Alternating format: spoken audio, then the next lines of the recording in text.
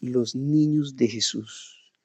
Y viéndolo Jesús se indignó y les dijo: dejad a los niños venir a mí, y no se lo impidáis, porque de los tales es el reino de Dios. De cierto os digo que el que no reciba el reino de Dios como un niño, no puede entrar en él. De los tales es el reino de Dios. El que no reciba el reino de Dios como un niño, no entrará en él. Dicho de otra manera, para entrar en el reino de Dios hay que recibirlo como un niño. ¿Y por qué Jesús utiliza la figura de un niño para denominar a sus discípulos? Hay textos que nos ayudan a entenderlo. Por ejemplo, en Lucas capítulo 11, versículo 1, se registra que uno de sus discípulos le dijo: Señor, enséñanos a orar. Yo aquí veo humildad. Los discípulos de Jesús eran judíos y los judíos estaban familiarizados con la oración. De hecho, en Mateo 6:5 Jesús denuncia la hipocresía de aquellos que amaban el orar en pie en las sinagogas y en las esquinas de las calles para ser vistos. Y en el capítulo 23, versículo 14, dice que hacían por pretexto largas oraciones. De los gentiles dice en el capítulo 6, versículo 7, que usaban vanas repeticiones pensando que por sus palabrerías serían oídos. Pero de los discípulos se registra una humilde petición: enséñanos a orar.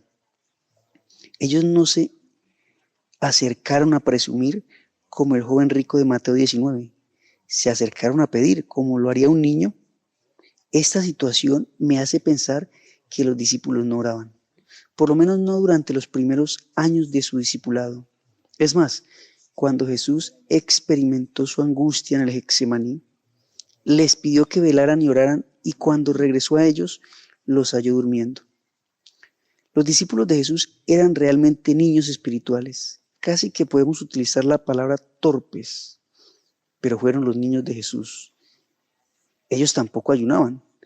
Por eso la pregunta que le hacían a Jesús, y que está registrada en Mateo capítulo 9, versículo 14.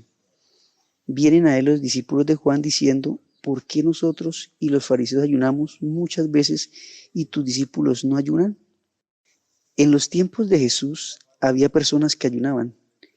En la parábola de Lucas 18, el fariseo, que por cierto era una representación típica de los fariseos de la época, ayunaba 2 veces por semana. En su sermón del monte, Jesús advirtió a sus seguidores que cuando ayunaran no fueran evidentes como los hipócritas que mostraban una apariencia miserable para ser admirados por sus ayunos. Pero no vemos a sus discípulos ayunando mientras él estuvo con ellos. Antes los vemos recogiendo espigas en sábado y comiendo. Así que los discípulos de Jesús no oraban, no ayunaban. Tampoco hay un texto en el que se diga o en el que se registre que diezmaran. Prácticas que sí se registran de los fariseos, que por cierto diezmaban hasta la menta y el comino. Pero estos fueron los hombres a los que Jesús llamó para formar su equipo de trabajo. No llamó a los maestros del ayuno, ni a los de la oración, ni a los expertos de la interpretación. Llamó a unos que reconocían que no sabían qué, ni cómo, ni dónde. Por eso los hallamos con frecuencia preguntando: Maestro, ¿qué haremos? ¿Cuándo serán estas cosas? ¿A quién iremos? Eran niños, dignos únicamente de compasión. Y por cierto, Jesús abundaba en ello. Estaba lleno de gracia y de verdad. Jesús se refiere a ellos como estos mis pequeños y los llama bienaventurados por ser pobres en espíritu, indicando que de ellos es el reino de los cielos. La pobreza es carencia, necesidad y además una oportunidad para ser auxiliado. Pero, ¿cómo salvar al que está salvo o sanar al que está sano? En realidad, todos estamos en necesidad. Basta con mirar nuestras vidas, nuestro entorno, la naturaleza, la situación del mundo. Si vemos hacia afuera, nos aterramos. Y si vemos en nosotros mismos, nos desanimamos. ¿Cuántas personas no han recurrido al suicidio porque sienten que no pueden cargar con sus propias vidas? ¿Cuántos no se desprecian a sí mismos sabiendo que por su defectuoso carácter han acabado con su hogar, han dejado a sus hijos heridos o a sus seres queridos lastimados, y otros que ni siquiera han podido formar un hogar? Es gracia lo que el mundo necesita. La figura del niño utilizada por Jesús es adecuada, porque no hay niños expertos. Todos sabemos que aunque un niño domine muy bien un arte, una ciencia o un deporte, puede mejorarlo. Y Jesús no quiere que sus discípulos sientan que lo han logrado ya, o que ya sean perfectos, sino que prosigan el camino y persigan la meta. Y el combustible a utilizar es la gracia. Esa gracia sublime y maravillosa que da vida, que sana, que perpetúa. Ahora, la gracia tiene un enemigo. ¿Y cuál es el enemigo de esa gracia? Imaginemos que el dueño de una granja ganadera, se acerca a nuestras casas para ofrecernos gratuitamente leche saludable y fresca, y que todos salimos con una vasija para recibirla, pero algunos salen con la vasija llena de leche vieja y contaminada. Entonces el granjero les dice: ¿pero dónde les he hecho la leche nueva si sus vasijas están llenas de leche vieja? Entonces, ¿qué sucede? El granjero ha de esperar que esas personas gasten esa leche vieja, se la tomen o la boten, y que la vasija esté vacía para poder recibir la leche nueva. Algunos se niegan a botar la leche vieja y se la empiezan a tomar. Luego algunos empiezan a padecer dolores estomacales, otros se intoxican y finalmente se deshacen de los restos de esa leche contaminada y con humillación, vergüenza, pero recordando la bondad del granjero, recurren a él y le dicen: por favor, danos a beber.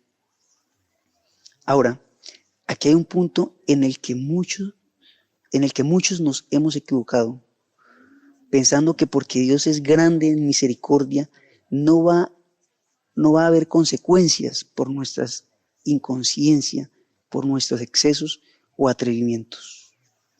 Algunos entenderemos lo razonable y beneficioso del agua limpia después de sufrir los retorcijones que el agua sucia produce en nuestro estómago. Botaremos hasta la última gota de agua sucia para recibirla limpia, porque no quisiéramos volver a sentir la terrible sensación que produce el agua contaminada o la leche contaminada. Así que los niños de Jesús son los que se dejan enseñar, no los que fingen saber. Son los que vacían su corazón para que Él los pueda llenar. Son los que aprenden a orar con Él. Son los que ayunan cuando sienten la necesidad y no para jactarse de lo que hacen. Quizás tú no eres una persona de oración. Quizás tú no eres una persona que ayunas, pero eres una persona que quizás tienes necesidad. Necesitas ayuda, necesitas auxilio, necesitas gracia. Y eso es lo que te capacita para ser un niño de Jesús, para ser un discípulo de Cristo. Es la necesidad la que nos lleva a Dios, no las obras, no los esfuerzos humanos. Vemos que a Jesús no lo impresionó el joven rico diciendo que había guardado desde su juventud los mandamientos, ni el fariseo que en su oración dijo diezmar todo o diezmar de todo lo que ganaba y ayunar 2 veces a la semana. Más bien encontramos que Jesús aceptó a un hombre que, golpeándose el pecho, dijo: sé propicio a mí, pecador. Así que yo pienso que debemos recibir esa gracia que fue derramada sobre nosotros los pecadores y para nosotros los pecadores.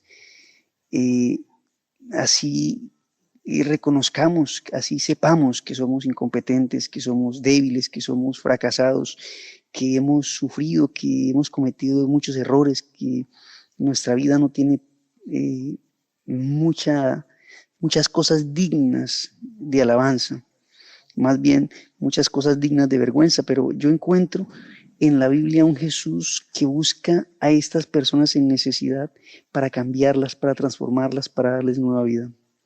Así que si tú eres una persona en necesidad, déjame decirte, mi hermano, mi hermana, que en Cristo hay gracia para ti y para mí. Y si tú eres una persona en necesidad, tú eres un candidato para ser un niño de Jesús. Que el Señor nos bendiga en Cristo Jesús. Amén.